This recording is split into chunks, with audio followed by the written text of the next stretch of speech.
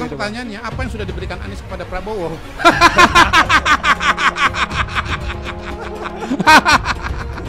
Anies itu cuma menerima saja dari Pak Prabowo, tidak pernah memberi. Diberikan dukungan untuk jadi calon gubernur, diberikan bantuan untuk jadi gubernur terpilih. Bisa terpilih sebagai gubernur Jakarta. Karena gubernur Jakarta bisa punya panggung ke nasional, bisa jadi calon presiden. Kok di debat terbuka gitu tega-teganya ngasih angka 11 dari 100 alias 1,1 kepada Pak Prabowo. Ya wajar kalau Pak Prabowo tersinggung. Saya ulang ya, apa yang sudah diberikan, ini mana nih kamera ya? Tolong anak Abah, jawab apa yang sudah diberikan oleh Anies kepada Prabowo. Nggak ada. Gitu. Sorry ya. Sorry ya.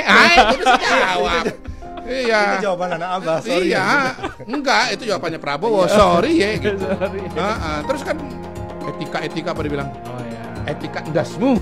Saya bukan mengedekan pasangan yang lain gitu ya. Pasangan yang lain itu kadang-kadang bisa lebih berbahaya daripada yang diuntungkan. Ini casingnya lebih bagus, lebih bahaya. Jadi kita jangan terlalu mau percaya seperti itu. Terus orang tanya sama saya, Bapak ini nggak setia sama partai politik.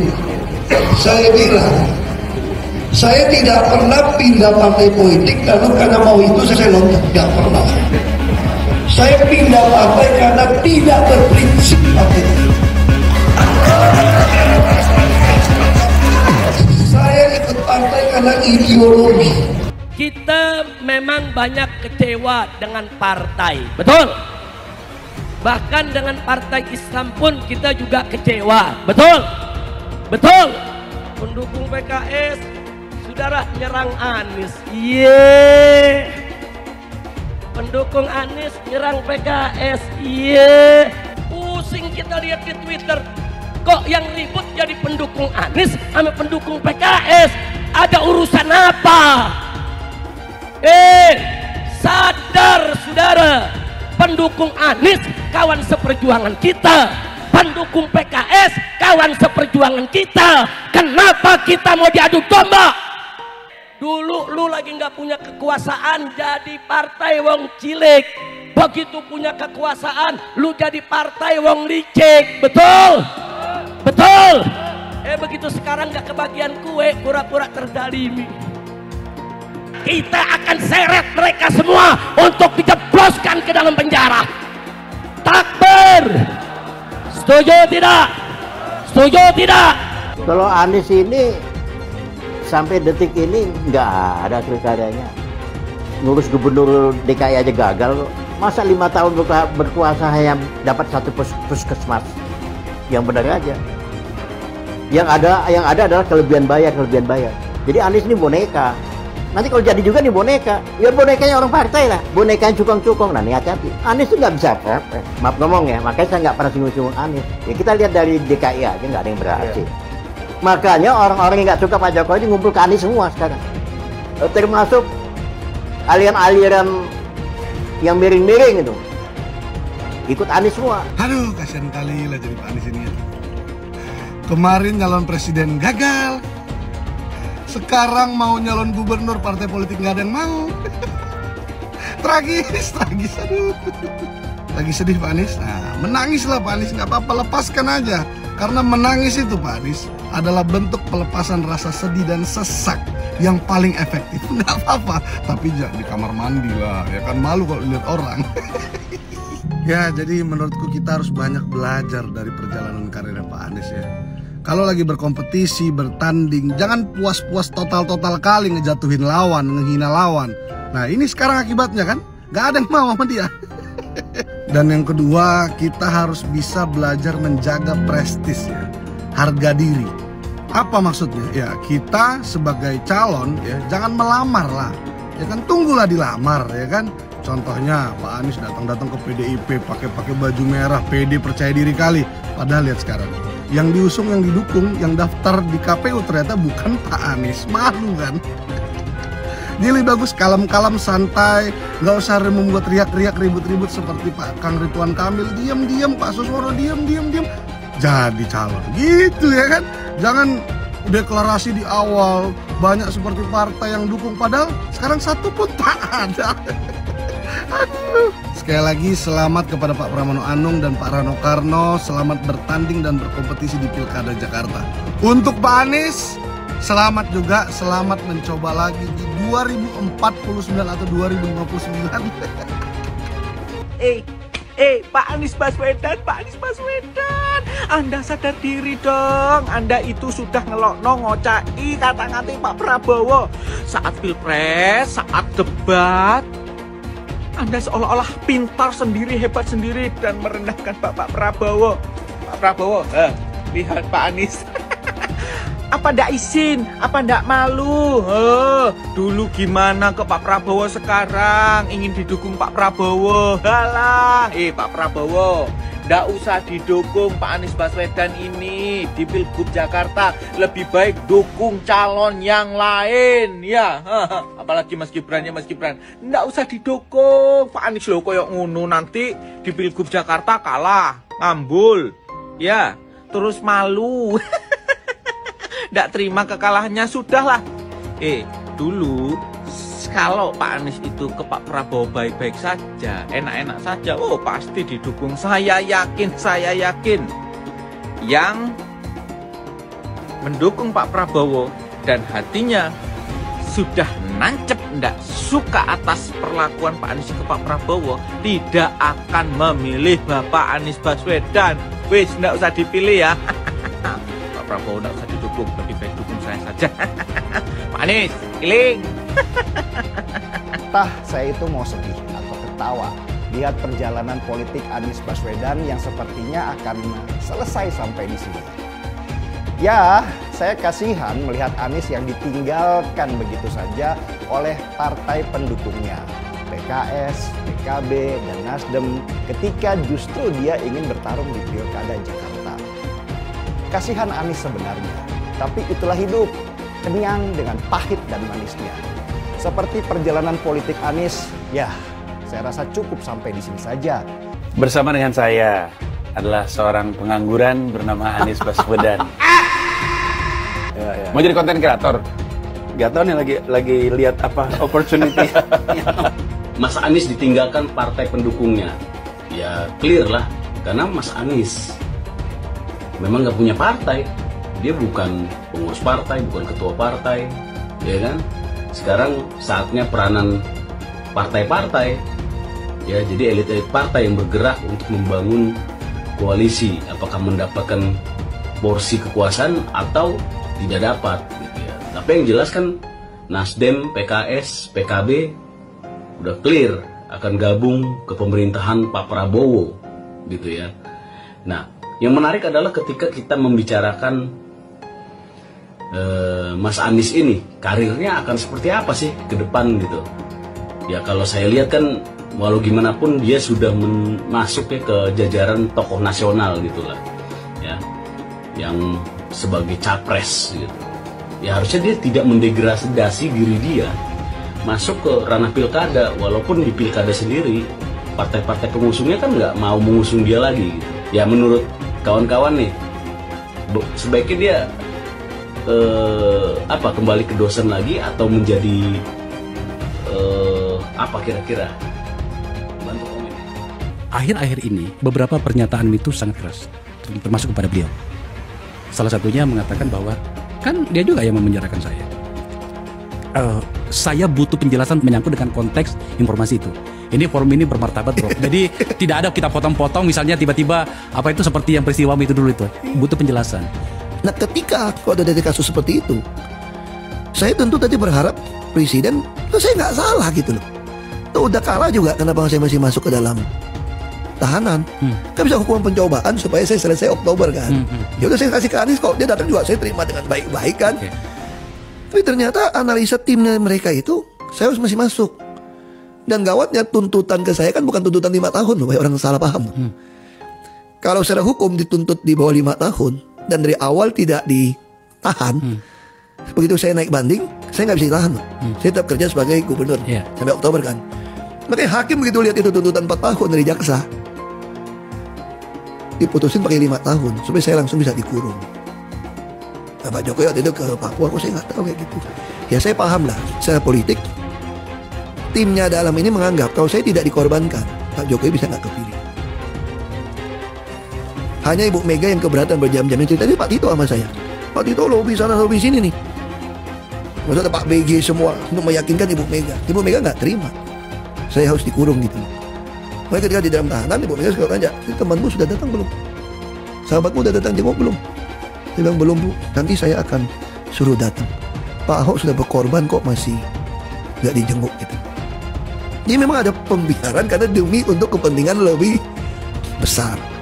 Dan saya pertama nggak bisa terima. Apakah Ahok akan bersedia memaafkan Anies Baswedan setelah apa yang terjadi pada Pilgub DKI 2017 dulu? Dia bahkan pernah mendoakan agar Tuhan membalas orang-orang yang terlibat dalam pemenjaraan dia pada 2017 dulu. Dan Anies adalah salah satu orang yang bisa dibilang terlibat dalam konspirasi pemenjaraan Ahok. Mungkinkah dia kini memilih untuk mengalah dan bekerja sama dengan orang-orang yang dulu menzalimi dirinya, menzalimi rasnya, dan menzalimi agamanya? Ahok memang bukan pemimpin PDIP, tapi dia tetap adalah seorang tokoh yang berpengaruh besar terhadap masyarakat pendukung PDIP. Mereka percaya bahwa PDIP adalah partai yang paling keras memperjuangkan nasib kaum minoritas. Mereka adalah orang-orang yang sampai saat ini masih bisa merasakan kepahitan yang ditimbulkan politik identitas kubu Anies di masa kampanye Pilgub 2016-2017 dulu. Kita kalau mau menyelesaikan masalah bangsa ini yang keberagaman ini bukan diem kabur gitu loh. Ya udah, kita mesti tes. Justru sekarang yang terjadi kalau bisa kita mesti lihat dong. Justru kalau bisa rematch sama Pak Anies lebih menarik. Wow. Supaya mengukur sampai di mana bangsa ini setelah naik levelnya untuk menuju Bhinneka Tunggal Ika gitu loh. Jadi Pak Ahok mau rematch lagi dengan Pak Anies? Bukan. Maksud saya itu kalau Anda mengatakan bahwa ini akan takut ribut gitu loh. Kalau takut ribut ya paling cocok ya rematch dong untuk mengukur supaya apel dengan buah apel bandingnya gitu loh. Cuman mau, udah pede? Bukan soal pede nggak pede, kalau kita pengen demi untuk bangsa ini menilai, kalau bisa ikut menarik menurut saya. Untuk mengukur kan, apakah terjadi lagi demo yang besar atau terjadi lagi pasang tulisan di mana-mana, kan kita itu menarik gitu loh untuk mengukur. Dari 100 tahun merdeka masih persoalan ini diumpetin gitu loh. Kalau saya berharap sih memang Mas Anies biar gak ikut lah ribet gitu kalau ada Mas Anies. Nanti kalau kalah teriak-teriak curang ya. Kemudian nanti kalau kalah itu demo berjilid-jilid. Dan jika kalah nanti kemudian menyalahkan KPU, menyalahkan DKPP, menyalahkan Bawaslu ya, menyalahkan Pak Jokowi, menyalahkan Pak Prabowo. Dan ujung-ujungnya demo berjilid-jilid begitu. Kita punya rekam jejak Mas Anies di Jakarta itu kelihatan yang penting beda dengan pemerintah pusat. Ketika Mas Anies Baswedan menjadi gubernur DKJ 5 tahun mulai tahun 2017 sampai 2022 itu menunjukkan Mas Anies itu kelihatan balik loh. Yang penting itu beda pendapat dengan pemerintah pusat dan ini tidak menguntungkan Indonesia, terutama adalah Jakarta. Apalagi kita punya pengalaman di tahun 2017 ketika Mas Anies menggunakan diksi rasis ya, yang mengatakan kemenangan Mas Anies di Jakarta adalah kemenangan pribumi. Dan pernyataan itu ya tentu ditujukan kepada Mas Ahok yang karena ini tidak menguntungkan bangsa dan negara. Siapapun calon presiden, calon wakil presiden, calon gubernur, wakil gubernur, meskipun latar belakangnya memang bukan dari pribumi, jikalau mereka sudah warga negara Indonesia maka kita anggap sebagai anak bangsa. Tetapi pernyataan Mas Anies yang kemudian mengatakan bahwa kemenangan Mas Anies di DKJ adalah kemenangan pribumi, ini seolah-olah Mas Anies mengatakan bahwa Mas Anies pribumi, kemudian Mas Ahok bukan pribumi. Saya diberi nilai 11 dari 100. Itu nilai luar biasa. Pertama kali dalam hidup saya terima nilai itu.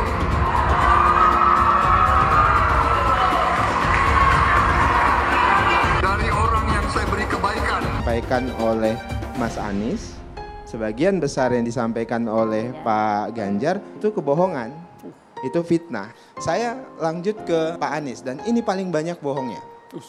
Ya, paling banyak bohongnya. Ini bengis sekali nih pernyataan. Bengis dan jahat. Hanya untuk tujuan menjatuhkan Pak Prabowo, kemudian menggunakan data palsu dan bohong. Dan publik itu sudah mendengarkan pernyataan bohong itu.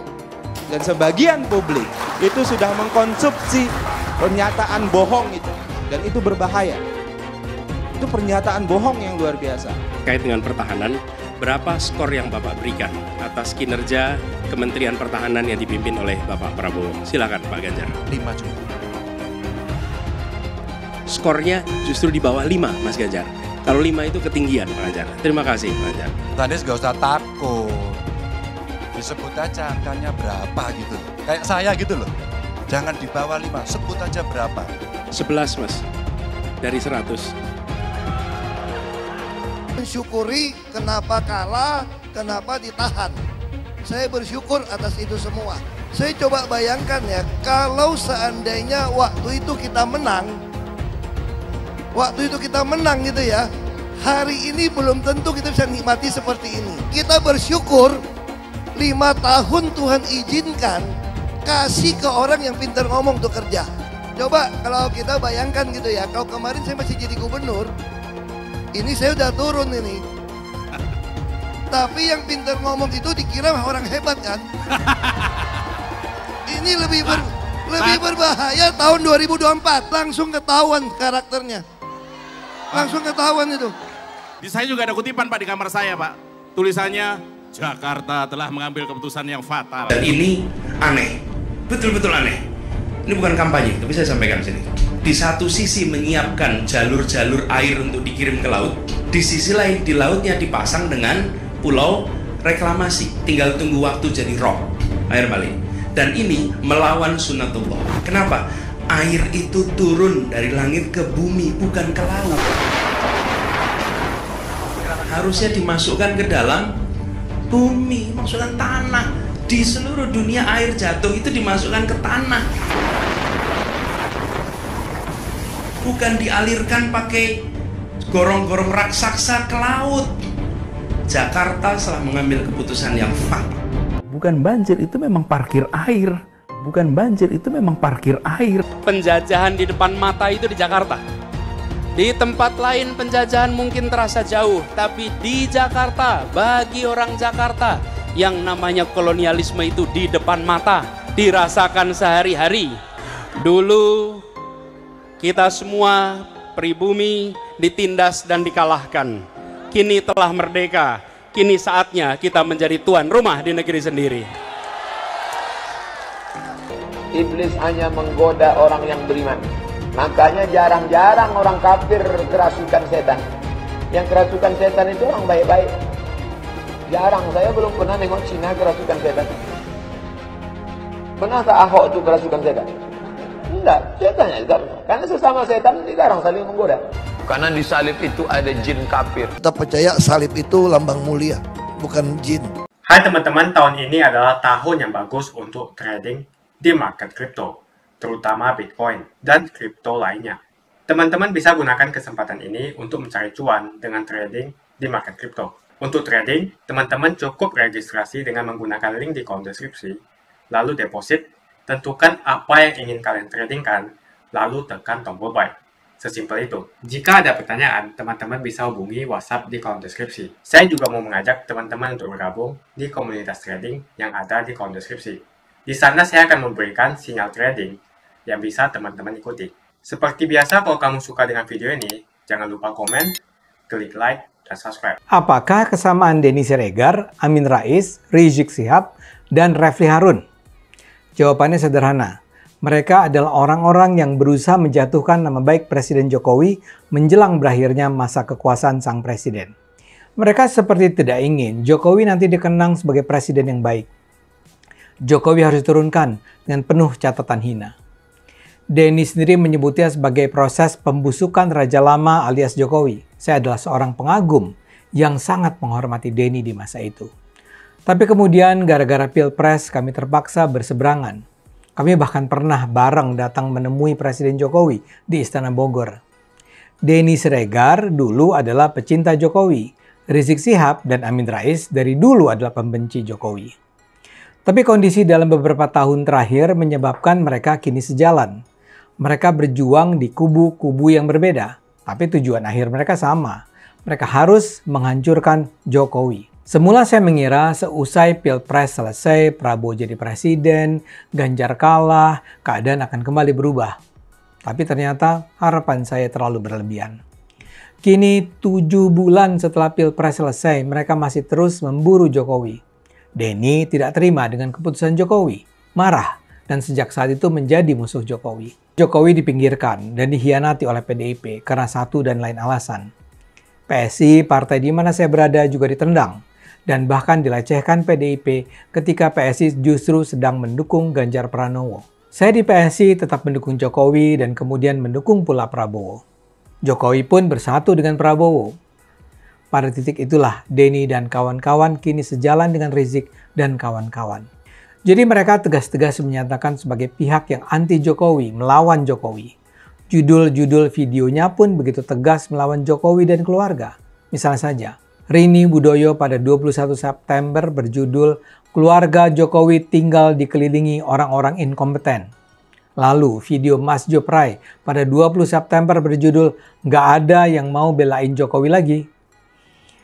Namun yang paling layak disaksikan adalah video Denny. Denny bicara soal pembusukan terhadap Jokowi. Tidak sedikit pun tersisa rasa hormat Denny pada Jokowi. Denny menggambarkan bahwa pada periode kedua, Jokowi memamerkan kekuasaannya tanpa sungkan. Menurut Denny, Jokowi otoriter dan menghalalkan segala cara agar tetap berkuasa. Padahal kondisi Jokowi saat ini sebenarnya runyam. Raja Jawa ini, kata Denny, berada dalam situasi bebek lumpuh. Ini terjadi karena orang-orang terdekatnya sudah meninggalkannya dan mendekat pada raja baru, yaitu Prabowo. Masalahnya, sang raja baru menyadari bahwa si raja lama masih memegang kekuasaan.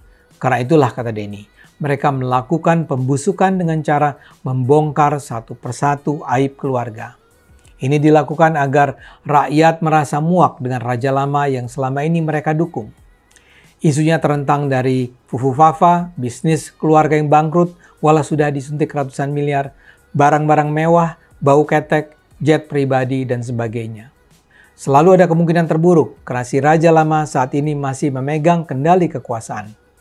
Karena itulah kubu raja baru melakukan aksi-aksi untuk menghancurkan presiden yang lama. Raja baru ini merasa tak mudah untuk langsung berhadap-hadapan dengan raja lama. Jadi kalau saya tidak salah tangkap, Denny berusaha membangun narasi bahwa kampanye hitam untuk menghancurkan reputasi Jokowi dilakukan seolah-olah oleh kubu Prabowo. Ini menurutnya adalah operasi untuk membusukkan nama Jokowi.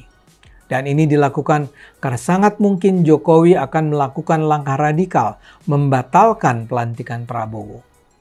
Dalam hal ini, Denny nampaknya tak jauh berbeda dengan anggota kubu anti Jokowi yang lain, yang seperti bersikap bahwa hanya ada satu kata, yaitu lawan. Dan yang dilawan adalah Jokowi. Sangat absurd dan menyedihkan. Terus terang, saya sangat kecewa dengan sikap Denny ini. Buat saya berargumen bahwa aksi serangan terhadap Jokowi yang dilakukan dengan sangat hitam, penuh fitnah dan kebohongan ini dilakukan oleh tim Prabowo jelas mengada-ada. Prabowo dan Jokowi adalah dua sekawan yang kompak sejak 2019. Dan membayangkan Jokowi akan membatalkan pelantikan Prabowo adalah imajinasi liar yang sama sekali tak mengandung kebenaran.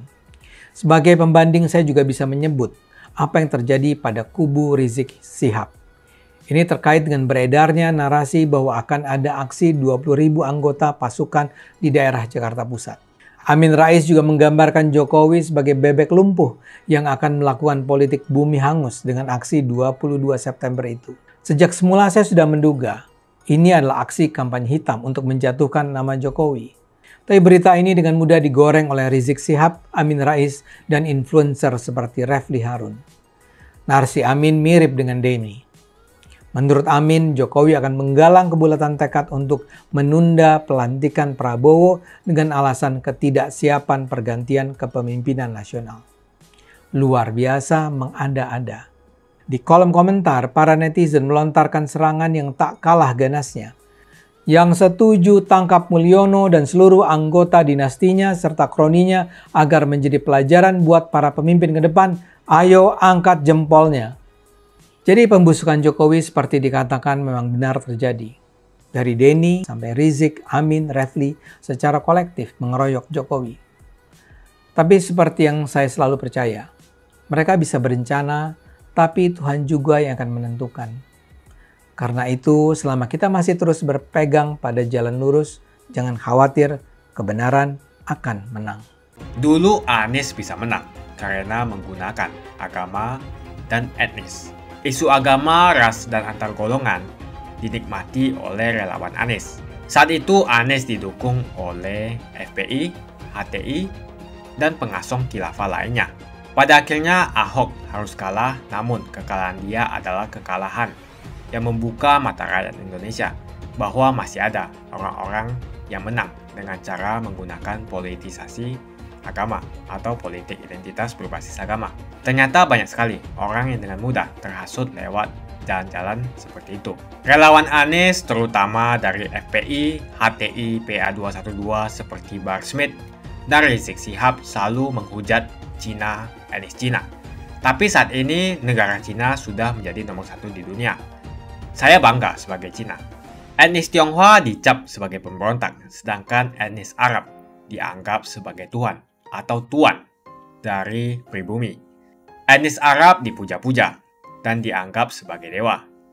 Lihat saja Rizik Syihab dan Bahar Smith dipuja-puja, padahal mereka mengujar kebencian. Pengasong khilafah seperti Rizik Syihab, Bahar Smith, dan teman-teman, mereka hanya buat gaduh di Indonesia. Sedangkan negara yang mereka sanjung-sanjung itu, Arab Yaman, masih belum maju dan masih terbelakang. Saya percaya Indonesia dengan mayoritas pribumi juga akan menjadi negara maju. Seharusnya Arab Yaman belajar dari negeri Cina, seperti kata kitab suci. Belajarlah sampai ke negeri Cina. Anies dan juga pendukung Anies, seperti Rizik Syihab, Bahar Smith, dan kelompok-kelompok HTI dan FPI, harus belajar ke negeri Cina, supaya tidak lagi melakukan kelebihan bayar. Lagi pula Anies didukung oleh khilafah, dan pendukung Anies adalah ormas seperti FPI dan HTI. Apa kita mau FPI dan HTI kembali di Indonesia jika Anies memimpin? Anies juga dikenal sebagai bapak politik identitas yang menghalalkan segala cara untuk menggapai kekuasaannya, termasuk menggunakan politik identitas berbasis agama. Lihatlah di kasus Ahok kali itu. Kita sudah bisa melihat hasil kerja Anies selama 5 tahun di Jakarta. Tidak ada satupun janji yang dipenuhi dan tidak ada kinerja yang bisa dibanggakan. Dari DP 0%, OKOC, kelebihan bayar, Formula E, banjir, sumber resapan, jalan rusak, dan gonta-ganti nama jalan. Lihatlah rekam jejak Anies selama 5 tahun. Bayangkan Indonesia ke depan jika dipimpin oleh Anies. Dan bayangkan jika Anies menang. HTI dan FPI, ormas khilafah yang dibubarkan itu, akan dikembalikan oleh Anies. Apakah kita mau Pancasila diganti menjadi khilafah? Perkataan Ahok sudah terbukti dan Jakarta sudah menjadi korban. Jangan biarkan Indonesia menjadi korban kibulan Anies Baswedan. Umat minoritas, terutama kaum Tionghoa, tidak akan memilih Anies Baswedan. Saya yakin karma Ahok mengejar Anies Baswedan. Dulu Anies memainkan politik identitas kepada Ahok. Sekarang Anies dipertanyakan kepribumiannya karena dia teriaman. Itu saja opini saya hari ini. Tuliskan opini kalian tentang Anies Baswedan. Jika kalian setuju dengan pendapat saya di video ini, pastikan kalian menekan like di video ini dan bagikan video ini ke teman dan family Anda supaya mereka semua mengetahui tentang informasi ini.